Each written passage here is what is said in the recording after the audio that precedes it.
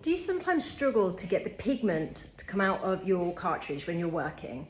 So a little tip for you, depending on what pigment you're using. So for example, yesterday when I was doing a treatment, I was using a hybrid pigment. And halfway through the treatment, I was struggling to get the pigment to flow down the Magnum cartridge. Now, nothing had changed. I wasn't changing the needle hang, the technique. The problem was that because I'd been working for like an hour at this point, the pigment had started to dry up. And so it'd become a bit thicker. And so it wasn't traveling down the cartridge as well.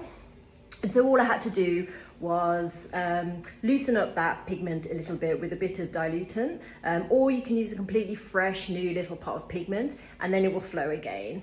But if that's not your problem, if you're struggling from the get-go to get the pigment out of the cartridge, that's probably because you're using an inorganic or a hybrid, so it's a bit thicker than organic pigment because those pigment molecules are much larger for those pigment types.